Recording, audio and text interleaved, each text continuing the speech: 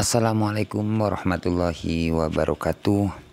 Balik lagi di channel Markas Pinjol teman-teman ya.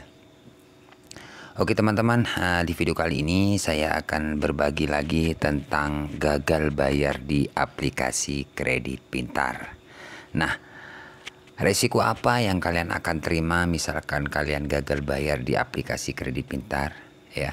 Karena banyak teman-teman kita yang saat ini terjerat di aplikasi kredit pintar ya.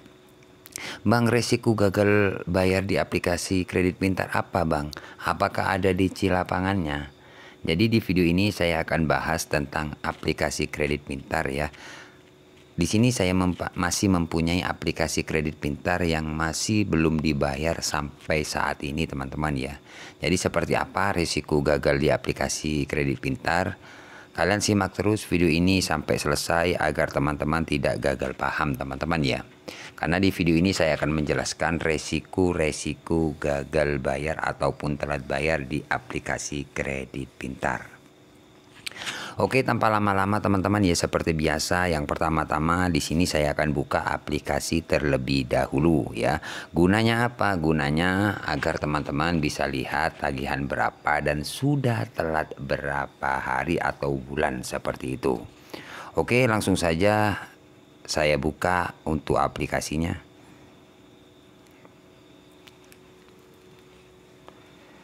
Oke teman-teman, nah di sini teman-teman sudah saya buka ya untuk aplikasi kredit pintar ya.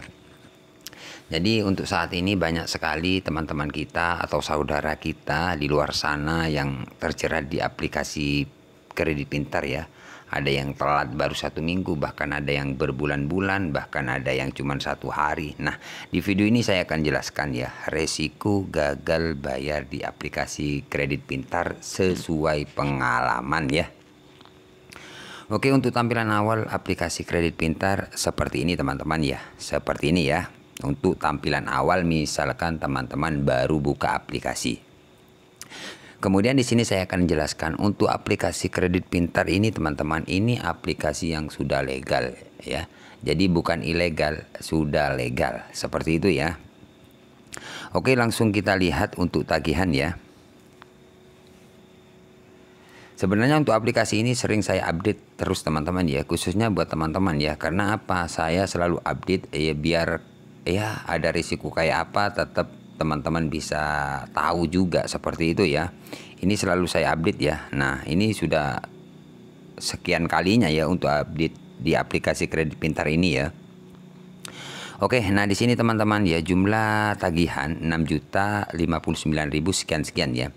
Jadi untuk tagihan 6.059.000 ini ada 2 cicilan ya. Ya. 2 cicilan. Cicilan yang pertama di sini 2.341. Jadi cicilan yang pertama itu 2 juta. Keterlambatan 342 hari. Jadi untuk 2.341 hari 2.341.000 ini cicilan pertama ya. Jadi ini sudah berhenti untuk bunga karena sudah lewat 342 hari ya. Jadi artinya sudah lewat 3 bulan untuk percicilan itu berhenti untuk bunga ya, karena sudah lewat 3 bulan ya. Seperti itu teman-teman ya.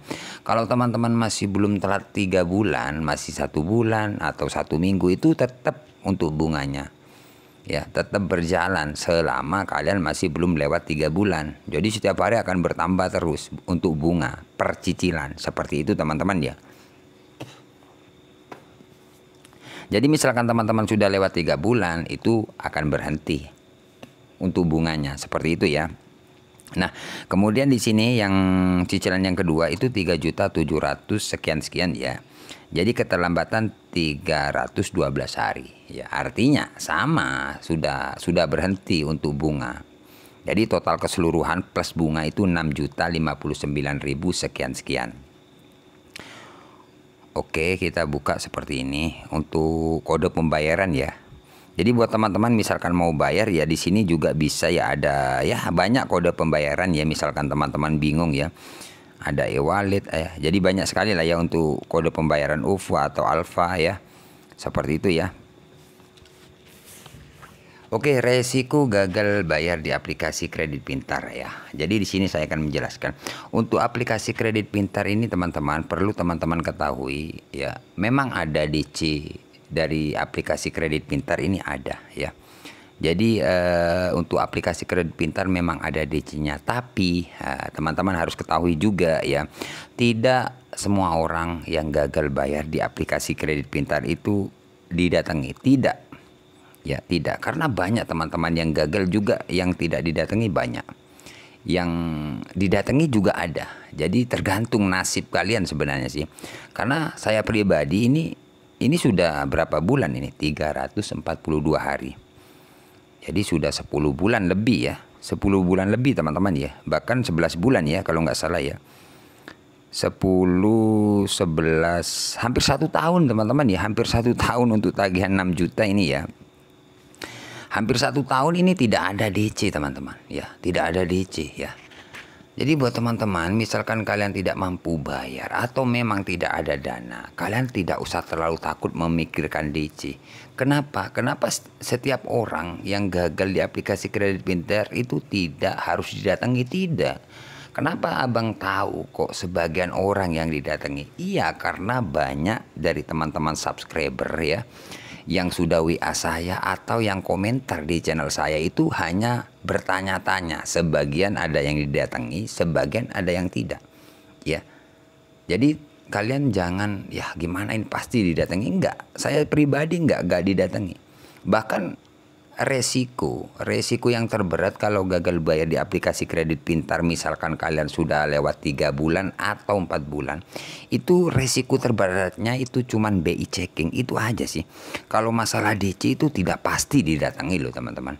Jadi buat teman-teman tidak usah terlalu takut, misalkan kalian memang tidak bisa bayar atau memang belum mampu bayar, tidak usah takut memikirkan DC datang ke rumah ya.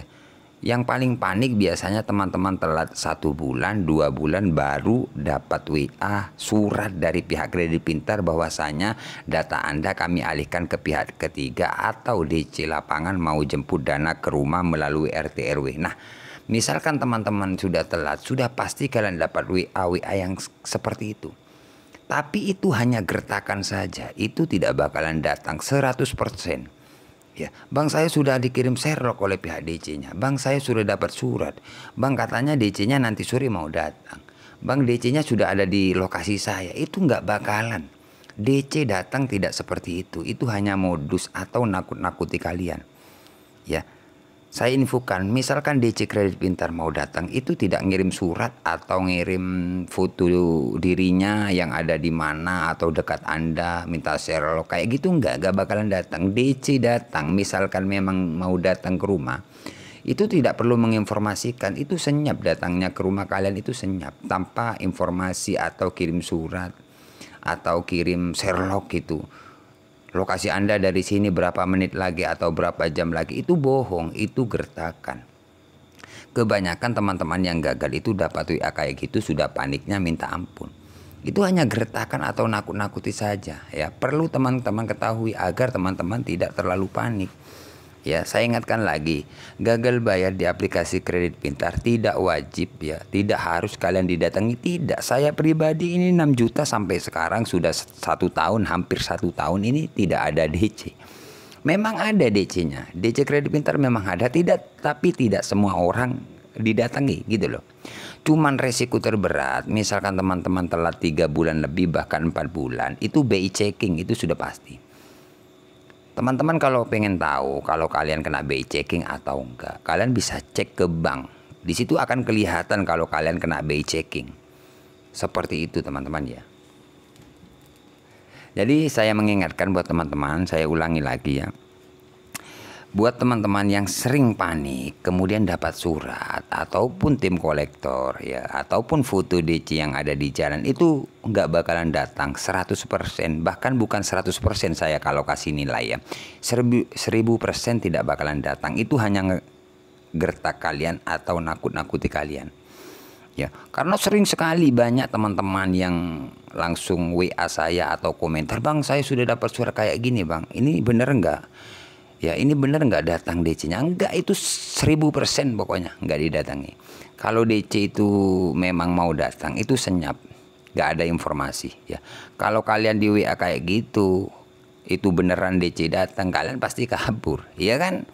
Jadi DC datang itu senyap tanpa memberi informasi atau kirim surat atau foto yang ada di jalan itu gertakan atau nakut-nakuti kalian, seperti itu teman-teman ya. Jadi seperti itulah ya. Jadi gagal bayar di aplikasi kredit pintar tidak harus didatangi DC ya, tidak wajib, karena banyak teman-teman yang gagal, sebagian ya tidak didatangi DC, ada sebagian yang didatangi DC. Itu aja sih ya informasi dari saya. Jadi kalian nggak usah panik ya, meskipun tagihan kecil atau besar tidak wajib didatangi ya. Kalau kalian didatangi mungkin kalian sudah ada ya nasib didatangi DC gitu ya. Ya, saya informasikan lagi, untuk surat tidak wajib itu datang, 1000% tidak bakalan datang. Kalau DC datang itu senyap, biasanya seperti itu ya. Jadi kalau dapat surat, foto, minta Sherlock itu bohong ya, gertakan atau nakut-nakuti kalian, seperti itu teman-teman ya. Oke, terima kasih, semoga video ini bermanfaat. Tunggu video-video selanjutnya dari channel saya. Saya akhiri untuk video kali ini. Assalamualaikum warahmatullahi wabarakatuh.